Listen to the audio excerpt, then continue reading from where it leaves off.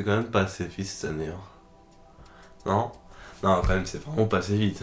Eh bien, salut tout le monde, c'est Monsieur Toon de Toon Studio Prod. Aujourd'hui, on se retrouve pour cette nouvelle vidéo. Vidéo qui, encore une fois, est particulière, parce que c'est toujours particulier chez nous.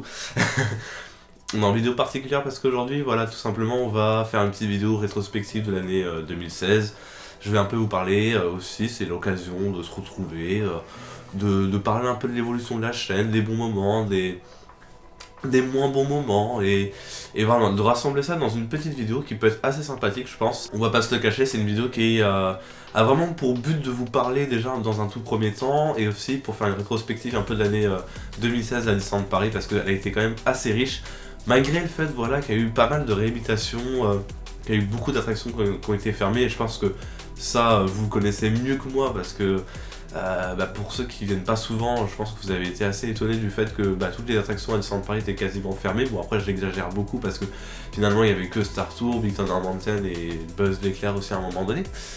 Voilà, donc petite vidéo rétrospective, ça va être, je pense, super sympa parce que là, on va un petit peu, je vais un petit peu, on va dire, dans une petite vidéo. Voilà, je vais condenser un peu les bons moments qu'il y a eu, les nouveautés qu'il y a eu cette année, et je vais un petit peu débattre par rapport à là-dessus, qu'est-ce qui m'a plus plu dans cette année-là, par rapport aux autres années à Disneyland Paris, et ça peut être vachement sympa parce qu'il y a eu quand même quelques trucs qui, on le doit dire, et sont extrêmement sympas. Et bien on va commencer du coup cette petite vidéo, et pourquoi pas commencer tout simplement par l'arrivée de la forêt de l'enchantement. Il me semble que c'est le tout premier truc qui est arrivé en termes de nouveautés au sein de Disneyland Paris pour l'année 2016.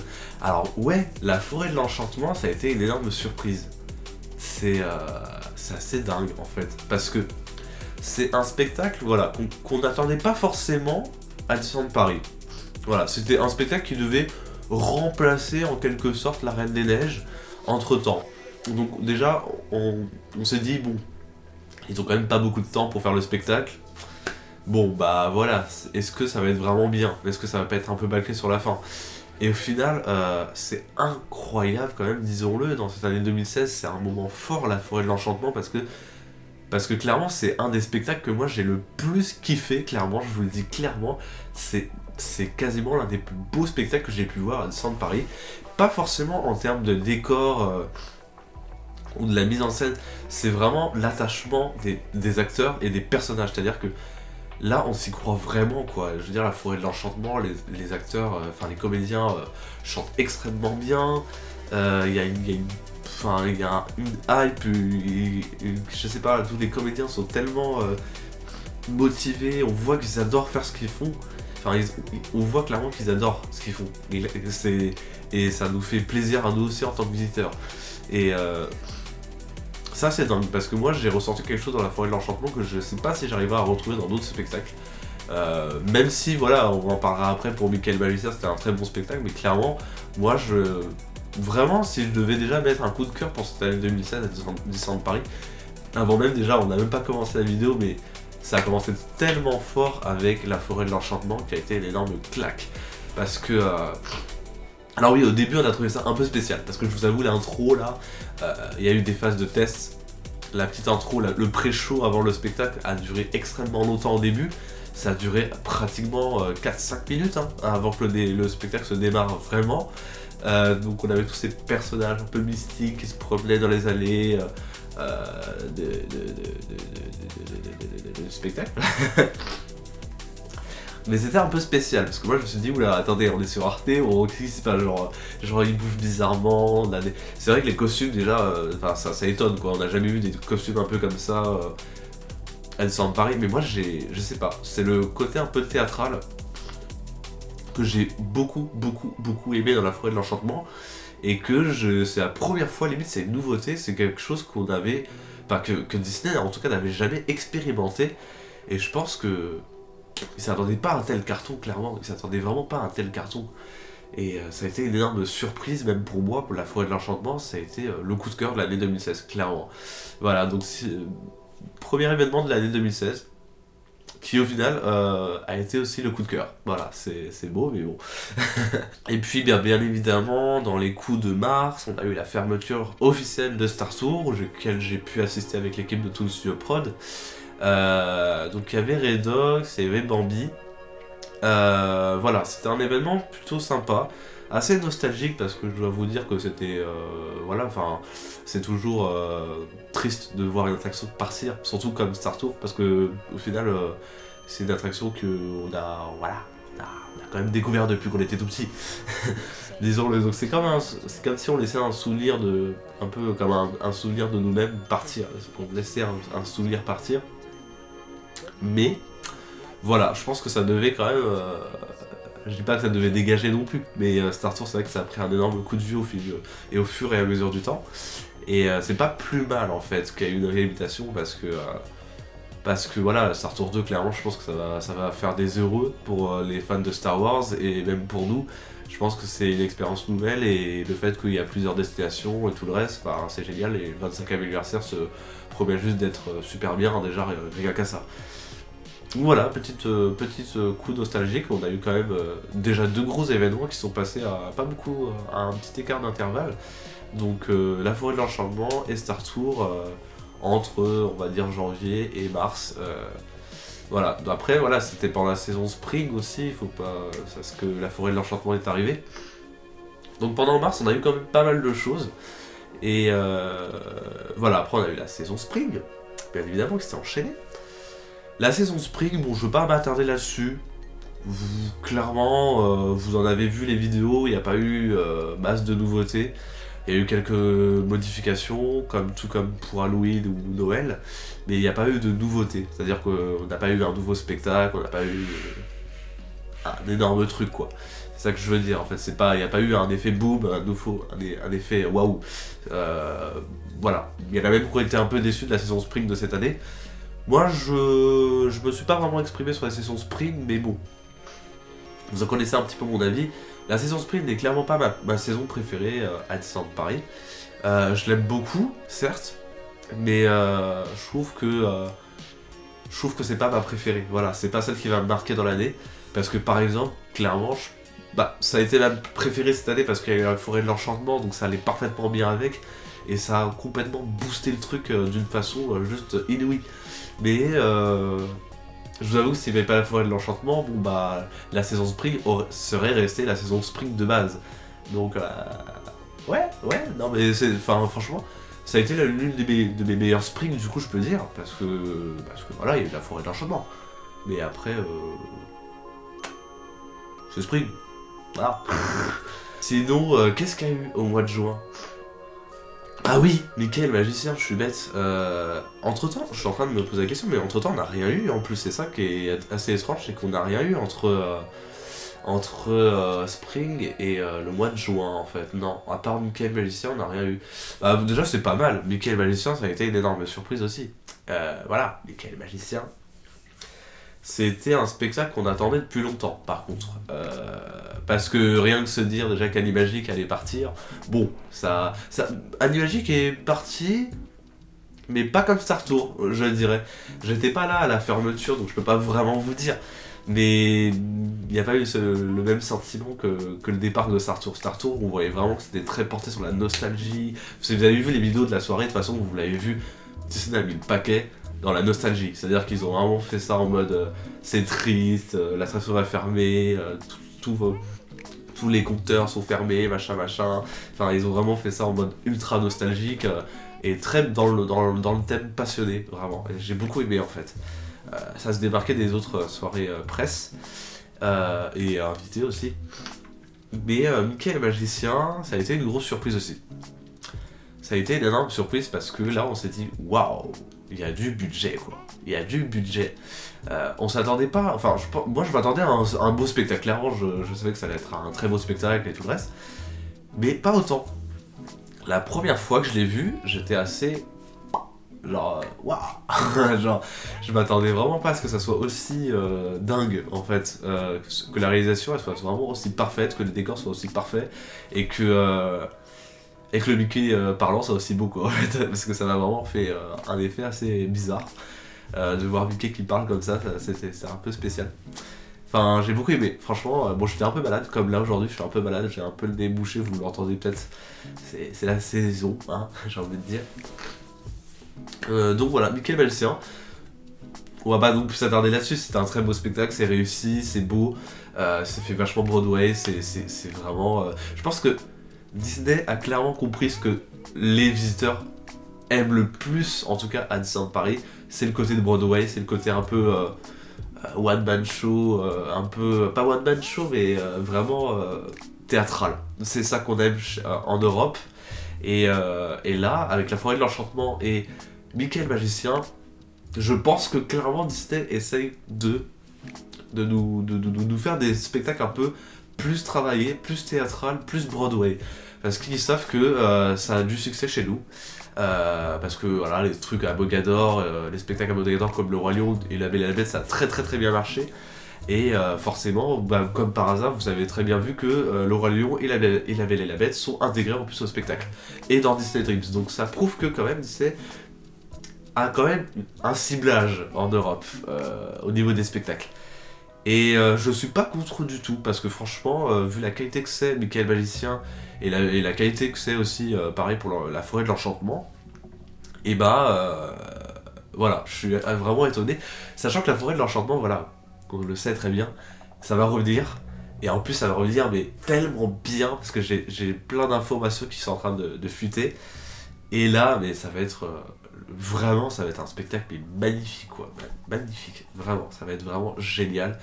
Je vous le promets que ça va être vraiment, ça va envoyer du paquet, quoi. Après, dans l'année 2016, on va dire en coup de cœur, on a eu la Summer Break Party, bien évidemment, la deuxième session de la Summer Break Party qui a plutôt bien marché. Il y avait un peu plus de monde que dans la première session.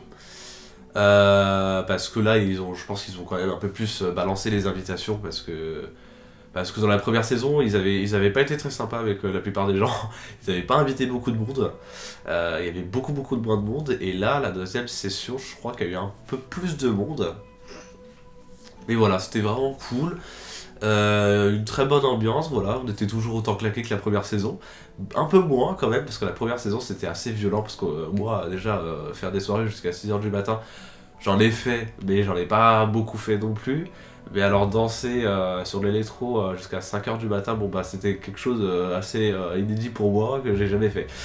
Parce que je suis pas non plus électro, j'écoute de l'électro mais pas de l'électro comme ça en fait. Donc c'était un peu... Ça m'a permis un peu de me lâcher, et puis on s'est bien amusé avec l'équipe. On avait toute la bande qui était là, donc c'était vraiment super sympa. J'ai plus préféré la deuxième saison parce que là on était vraiment plus nombreux. Vous avez pu le voir dans le vlog, on était vraiment une grosse bande, si je puis dire, comparé à la première saison où j'étais qu'avec Redox seulement et Olivier, donc on était beaucoup moins, on était 3. Et c'était pour vous dire à quel point, voilà, au niveau des invitations, ils avaient été vraiment plus restreints, quoi. Là, la deuxième saison, il y avait tout le monde, quoi. Enfin, c'était assez cool. On s'était vraiment bien amusé. Et bon, bah voilà, vous savez très bien que l'année prochaine, il y aura une troisième saison qui sera aussi sur Toon Studio Prod, donc pas de soucis pour ça. Voilà, et si on devait terminer, bon bah la saison d'Halloween et de Noël qui sont arrivées, et l'arrivée de Vaiana, bien évidemment. Vaiana, très grande surprise, moi je l'ai pas vu, voilà, parce que je n'ai pas de passeport depuis 1 mois, et ça je vous le dis depuis très longtemps. Je n'ai pas pu la voir, et je n'ai pas pu aussi assister à la réouverture de Big Thunder Mountain, c'est pour ça que j'en parlerai pas dans cette rétrospective. Je juste le notifie parce que c'est quand même un événement important. Voilà, tout le monde a attendu 1 an pour refaire cette attraction, qui a eu beaucoup de nouveautés. Bon, même si moi au final, quand j'ai vu les vidéos de notre propre chaîne, j'ai vu toutes les modifications, et au final c'était vraiment ce que je le savais déjà qu'il allait avoir tout ça. C'était pas une surprise. Après, je sais pas pourquoi les gens ont fait un tel engouement autour de cet événement, sachant que c'est juste une réhabilitation. Moi, je le rappelle encore, c'est une réhabilitation, et ça n'a pas pour but de faire un grand événement, même si Disney a fait en sorte quand même pour les fans que nous sommes, de faire un grand événement autour de là-dessus. Mais voilà, pour moi c'était une réhabilitation, il y en a beaucoup qui ont été déçus parce qu'ils s'attendaient à plus. Ils disaient ouais, ça va être un truc de dingue, et puis au final quand ils ont fait la réhabilitation, quand ils ont fait la réouverture, c'était quelque chose de normal, surtout qu'il y a eu des pannes en plus apparemment. Et donc beaucoup étaient déçus déjà dès le premier jour de voir qu'il y a eu des pannes, que c'était pas très fonctionnel, qu'il y a eu quelques effets qui marchaient pas. Mais j'ai envie de dire, les Toons, c'était une réputation de base. Ça devait pas être parfait. c'était juste une réhab de base. Donc je sais pas pourquoi vous avez en avoir entendu tant pour ça, parce que finalement, à part la nouvelle scène, à la fin du dernier lift, pour ceux qui ne connaissent pas, c'est monter, et bah eu quelque chose d'exceptionnel. Enfin voilà, c'était juste une réhabilitation pour qu'on retrouve le BTM de l'ouverture, quoi. Donc voilà. J'attends de voir ça parce que moi, je me suis un peu spoilé mon cadeau de Noël. Je sais très bien que mon cadeau de Noël est le passeport annuel. Voilà, j'ai vu une petite enveloppe sans faire exprès et j'ai vu le passeport annuel dedans. Donc je sais déjà ce que je vais avoir. Je suis très content parce que je ne veux absolument pas rater cette année qui se promet. Voilà, magistrale, clairement, le 25e anniversaire. Je vais pas vous le cacher, les trucs, je suis impatient. Et puis vous-même, je pense que vous êtes impatient. Même si, voilà, cette année, on aura juste Hyper Space Mountain et Star Tour, qu'on a eu beaucoup en retard quand même, comparé aux autres parcs. On est le dernier parc à l'avoir quand même, c'est un peu long. On est un peu en retard sur ce sujet-là, mais écoutez, d'avoir Hyper Space Mountain et Star Tour au même moment, je trouve pas ça désagréable, même si on n'a pas de nouvelle attraction à proprement parler comme Ratatouille. Voilà, moi je suis quand même satisfait. Et bien voilà, après si on doit passer la saison d'Halloween et Noël, bon bah je pense que ça on n'en parlera pas vraiment parce que j'en avais déjà parlé durant des précédents lives. Bon bah ça a pas beaucoup bougé, on va pas se le mentir, ça a pas beaucoup bougé, ça a pas eu du tout de nouveauté. Il y a juste les vœux magiques, enfin les vœux royaux de Noël, magiques de Noël, j'arrive vraiment pas avec le nom du spectacle, qui ont été modifiés au niveau de la musique et de l'organisation un peu du spectacle.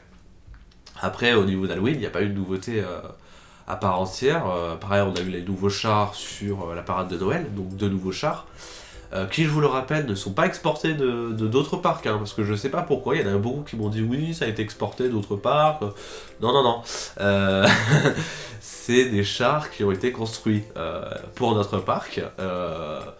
Mais voilà, et puis apparemment, beaucoup de rumeurs disent que le deuxième char, donc celui qui est extrêmement coloré, pourrait aussi intégrer la parade des 25 ans. À voir, je ne sais pas. De toute façon, on va pas vraiment parler des 25 ans, c'est pas une vidéo faite pour ça. Donc bon. Sinon, si je devais un petit peu vous parler de l'avenir de la chaîne, l'année 2016, ça a été beaucoup de surprises, parce qu'il y a déjà eu la 3.0, qui s'est certes lancée très lentement, voire très en retard, mais qui a, si je vous le rappelle quand même, qu'il y a eu un énorme boom cosmique au niveau des vidéos entre le début de l'année 2016 et la fin de l'année 2016. Parce que là, je me suis lancé, déjà, clairement, vous le savez très bien comme vous et moi, qu'avant je ne faisais que du Minecraft, je ne faisais rien d'autre que ça.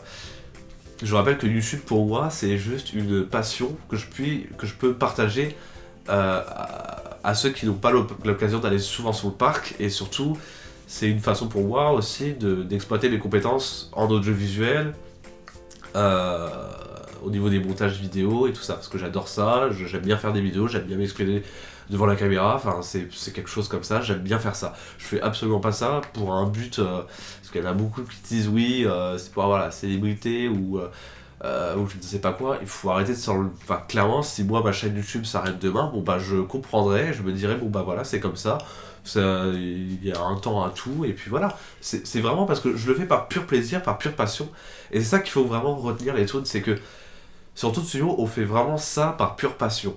Donc oui, voilà, vous avez été très nombreux à dire oui, Milou, il sait pas faire des vidéos et tout ça, mais j'ai envie de dire, tout le monde débute sur YouTube, tout le monde débute, ça peut pas commencer comme ça, c'est-à-dire que moi, quand j'ai fait mes premières vidéos sur YouTube, c'était pas parfait du tout, c'était voire même dégueulasse. Et je dis pas non plus que les vidéos de Milou sont dégueulasses, c'est juste que oui, moi personnellement, je vois qu'il y a une imperfection clairement au niveau de ces vidéos. Mais j'en ai vu pas mal dans les commentaires qui étaient vraiment pas sympas du tout, qui étaient très dans la critique, en mode ouais, dégage, clairement. Et ça, je trouve ça vraiment pas bien. Je trouve ça vraiment pas bien parce que je trouve que là, au niveau de la communauté, ces genres de messages m'ont énormément déçu. Parce que je me suis dit, on accorde une énorme importance au niveau de la communauté. On essaye d'être un maximum, mais voire même un beaucoup au niveau de la communauté, d'être super proche avec vous. Et puis quand vous recevez des messages comme ça, même si c'est pas mes vidéos, même si ça me concerne pas, et ben moi ça me fait mal parce que je me dis, bon bah voilà, ils ont pas compris quoi, ils ont pas compris qu'ils débutaient, que qu'il faut aller tout doucement et qu'il faut pas justement le mettre des couteaux dans le dos pour que ça s'améliore. C'est pas ça le but. Justement, en apportant des conseils, en ayant une argumentation un peu plus meilleure, bah, ça peut que le rassurer et ça peut que améliorer la vidéo. Enfin, la série en tout cas. Et si vous le poignardez à coup de ouais, machin, c'est nul, oui, c'est pas autant mieux que les vidéos de Toon, c'est sûr que ça pourra pas être mieux pour le moment, mais vous savez pas, au fur et à mesure du temps, ça va s'améliorer, enfin, ça va être mieux. Et voilà, je trouve pas ça très sympa quand même, les messages que vous avez laissés pour le Disney Tips.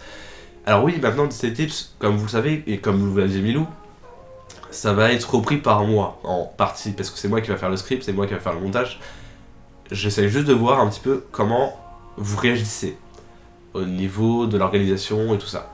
Comment, enfin, c'est que si je prends en main un petit peu le truc, si j'organise bien le truc, si je fais un truc propre et tout ça, et que Milou après par la suite il fait le reste, est-ce que ça va vous plaire encore? C'est ça qu'en fait qu'on est en train de tester en ce moment. Après, libre à vous hein, de voir si vous voulez suivre ou pas encore. Mais soyez indulgents, c'est tout. C'est tout ce que je vous demande parce que c'est vrai que on a les mecs qui n'aiment pas certaines personnes et on a les haters. Bon, les haters c'est autre chose et vous le savez mieux que moi. Et ça m'intéresse absolument pas. Clairement, les haters, je préfère qu'ils regardent pas les vidéos qu'ils se désabonnent. Parce qu'il y en a vraiment, bon, ils passent leur temps à dislike nos vidéos dès qu'elles sortent. Bon, bah, écoutez, c'est une passion comme une autre. Mais on n'est pas là pour ça, c'est pas une vidéo où je dois clasher les haters, parce que de toute façon, c'est eux-mêmes qui doivent s'en vouloir, parce que... en fait, oui, je comprends pas le principe de base, mais bon, ça c'est différent. Moi je fais ça par pure passion. On est là pour vraiment vous dévoiler quelque chose. On fait pas ça pour le plaisir, enfin, on fait pas... Si, on fait ça pour le plaisir, mais quand je dis ça comme ça, on fait pas ça pour rien. C'est-à-dire qu'on a envie de partager juste une passion pour ceux qui n'ont pas l'occasion de venir sur le parc régulièrement. Je sais que j'ai quand même, moi je m'estime quand même chanceux d'être à proximité du parc, d'avoir un passeport, de pouvoir y aller tout le temps à chaque événement et de pouvoir faire des vidéos en plus. Enfin c'est cool quoi, vraiment je vous le dis pas le contraire, c'est vraiment cool quoi. Et vraiment il y en a qui m'ont dit sur Snap et beaucoup en commentaire que les vidéos ça leur détendait, vraiment qu'ils avaient des périodes de stress, qu'en regardant les vidéos ça les détendait complètement quoi, enfin que ça leur faisait du bien. Et ils nous ont remercié vraiment pour ça, et juste des commentaires comme ça nous fait, mais c'est ça qu'on attend, c'est ça qu'on attend d'un viewer, c'est que ça lui réveille quelque chose en lui qu'il connaissait pas forcément. C'est pour ça que on essaie d'éveiller la petite magie de Disney en fait à travers YouTube. C'est pas facile parce que c'est pas simple, parce que il faut, nous on juge énormément sur la qualité, chose que pas beaucoup de gens sur YouTube maintenant misent. Maintenant c'est tu cut, tu fais vite, tu dois poster, tu dois faire un truc attirant et tu postes. Moi j'ai un peu du mal encore avec ce genre de truc parce que voilà, je préfère la qualité avant tout. C'est comme ça. Moi je peux mettre du temps avant de sortir une série, je peux mettre du temps avant de sortir des vidéos, certes, mais je préfère la qualité. Parce que je vous jure que moi quand je poste une vidéo qui pour moi n'est pas bien, je m'en veux en fait, clairement je m'en veux parce que je me dis bon bah c'est pas ça que je voulais, c'est pas ma vision des choses que je voulais, c'est un truc que j'ai fait bâcler parce que je devais la sortir. Voilà, et j'aime pas du tout.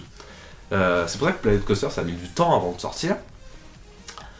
Mais par exemple voilà, les 2 premiers épisodes, moi j'en suis pas très fier encore de Planet Coaster parce que bon après je les avais tournés à 4h du matin donc j'avais pas le punch non plus. J'étais très content de faire le let's play mais ça peut peut-être pas trop se voir parce que je tourne ça super tard, j'étais dans une situation embarrassante parce que c'était pas mon PC, donc je m'habituais un petit peu aussi, j'étais pas à l'aise, c'est ça le truc. Et vous allez voir que de toute façon à partir de l'épisode 3 je vais être très détendu, ça va être beaucoup mieux. Et voilà, j'espère que le SP en tout cas va vous plaire. Mais voilà, je pense que ça va vous plaire. Et si on devait résumer un petit peu l'avenir, les moments forts, voilà, on va commencer déjà par les moments forts. Les moments forts de l'année 2016, surtout sur Prod. Moi je dirais qu'il y en a eu pas mal. Mais ça a été une année difficile pour tout sur Prod. Pourquoi ? Ça a été une année, voire la plus difficile qu'on ait pu avoir. Parce que certes, on a lancé à 3.0, mais je parle au niveau de l'équipe, de l'ambiance de l'équipe. Ça s'est pas très bien passé. Je vais vous l'avouer, et je pense que vous-même, vous l'avez remarqué, parce que dans les commentaires, j'en ai vu quelques-uns, on s'est un peu engueulé avec l'équipe de Toon Studio Prod à un moment donné. Et ça a duré beaucoup longtemps. Ça a duré très longtemps. Pour vous dire, ça a duré quasiment 6 mois. Pendant 6 mois, on était un peu en mode embrouille sur Toon Studio Prod. Ça allait pas du tout. Il y avait une mésentente complète au niveau du groupe. Ça n'allait pas du tout. Clairement, ça n'allait pas du tout. C'est pour ça qu'on sortait beaucoup moins de vidéos, qu'on n'avait plus beaucoup d'idées, que moi-même, des fois, j'avais pas envie de sortir des vidéos parce que des fois, j'avais envie de carrément arrêter les vidéos. Parce que je me suis dit, bon bah voilà, le but premier de Toon Studio Prod, c'est avant tout d'avoir une équipe soudée, qui est passionnée de Disney, et si ça marche pas, bon bah tous se cassent la gueule, si je puis dire. Bah c'est un peu ce qui se passait. Pendant 6 mois, il y a eu un énorme frein, et vous pouvez le voir d'ailleurs que entre janvier et juin, il s'est pas passé grand chose non plus quoi. Il y a eu des séries certes, mais il n'y a pas eu grand chose quoi. Tout s'est accéléré au mois de juin en fait. Tout s'est accéléré au mois de juin, où il y a eu commencé à voir les tops, il y a commencé à voir les vidéos un peu plus... comment dire, bah les vidéos un peu plus sur l'univers Disney, sur Disneyland Paris, les tops, enfin voilà, vous voyez un petit peu le genre de vidéos qui sortit. Il y avait beaucoup plus de vidéos qui sortaient de manière récurrente et programmée. Et il y a eu l'arrivée de Disney City, enfin voilà, c'est des trucs qui ont augmenté, on va dire, les abonnés. Et il y a eu beaucoup d'abonnés cette année qui se sont abonnés, parce que je vous rappelle quand même, on a stagné pendant un gros moment. Il y en a beaucoup qui ont dit ouais, bon, tout sur prod, ça n'a pas beaucoup avancé quand même. C'est pas ça, c'est pas qu'on n'a pas beaucoup avancé, je pense que c'est parce qu'on avait la mauvaise stratégie.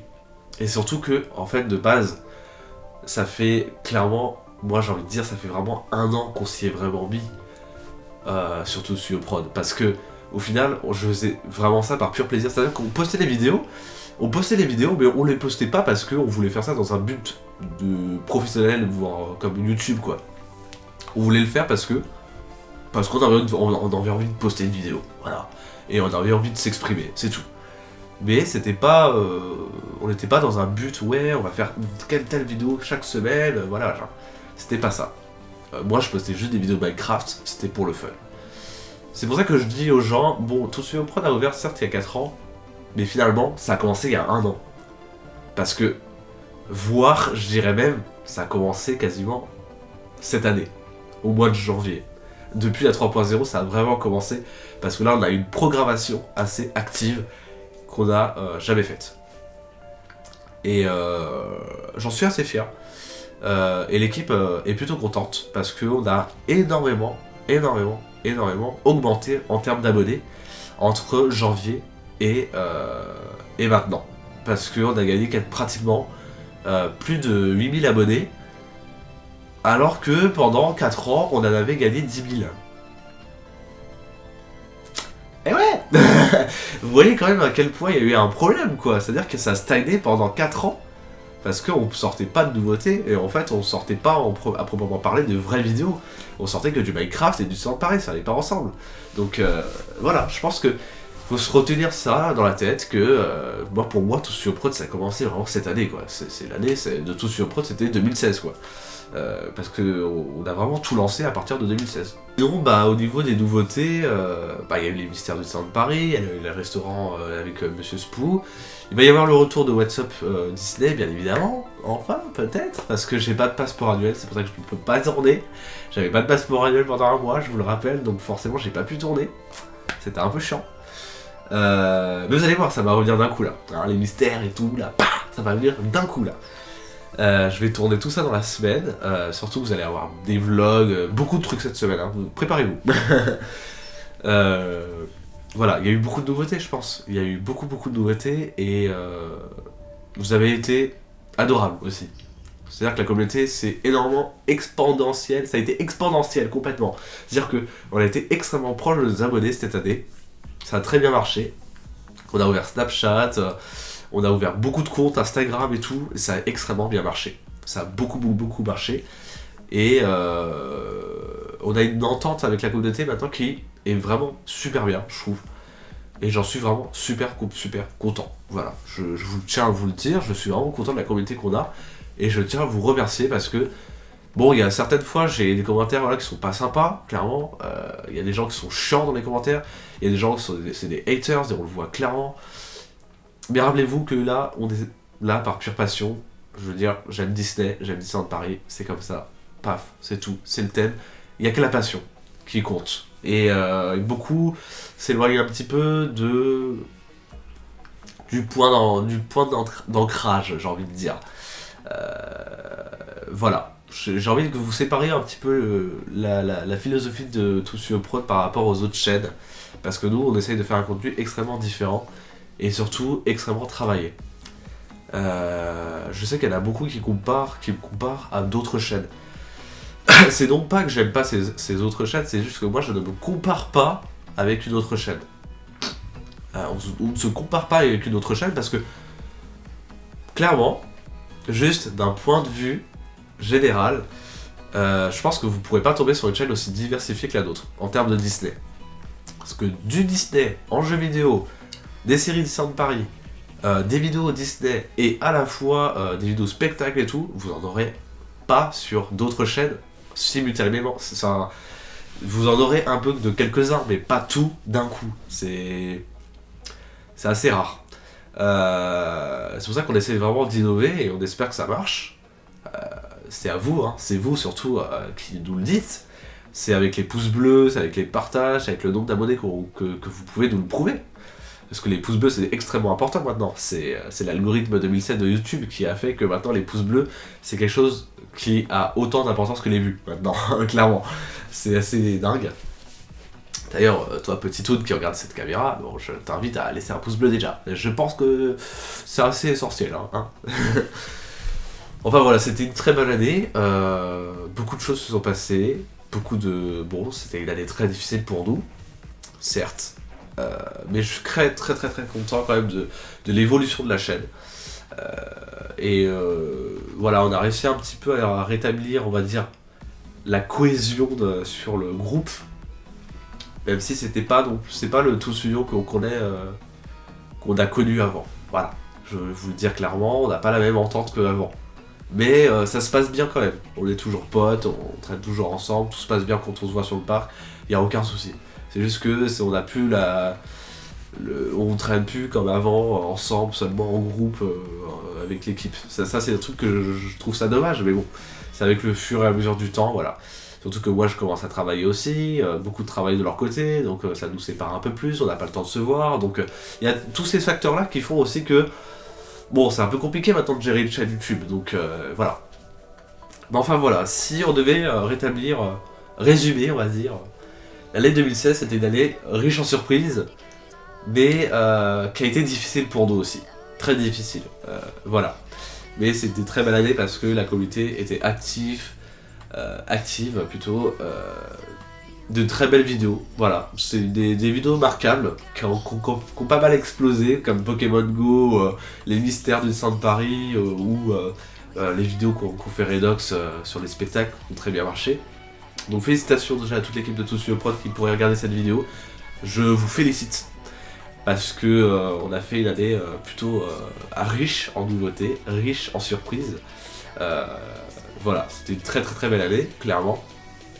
Même malgré tous les problèmes qui ont pu se passer, excusez-moi. Et merci à vous, surtout les abonnés, parce que c'était vraiment une année assez dingue qu'on a pu partager ensemble. Et c'est pas fini du tout, c'est même le début, j'ai envie de dire, parce que c'est, comme je vous l'ai dit, c'est Toussuyo Prod n'a commencé vraiment réellement que cette année pour moi, donc j'espère que ça continuera et que l'aventure sera encore plus belle dans les prochains jours. Donc c'était Monsieur Toon de Toussuyo Prod. Je voulais juste m'attarder sur cette petite peluche là de Stitch que vous n'avez jamais vu en caméra et que j'ai acheté il y a très longtemps, hein, avec le mouchou drogué. Là lui vous le connaissez un petit peu, hein, vous le connaissez, le mouchou drogué qui a des yeux complètement bigleux, qui est là depuis mes plus jeunes âges. Hein, ça fait depuis que je suis tout petit que je l'ai celui-ci. Et lui aussi, ça fait depuis que j'ai 8-9 ans, je crois que je l'ai. Donc ça fait très longtemps. Ils sont là dans le background. Faites-leur un big up dans les commentaires. Enfin voilà, merci à tous en tout cas d'avoir regardé cette vidéo. Bonne fête à tous, surtout bonne année en avance parce qu'il n'y aura sûrement pas une vidéo de bonne année. Donc je vous souhaite la bonne année en tout cas. Et très belle fête. Voilà, à tous. J'espère que vous aurez bien ouvert vos cadeaux, que vous avez ouvert vos cadeaux ce matin et que vous êtes dit waouh, c'est génial parce que moi je sais déjà ce que j'ai.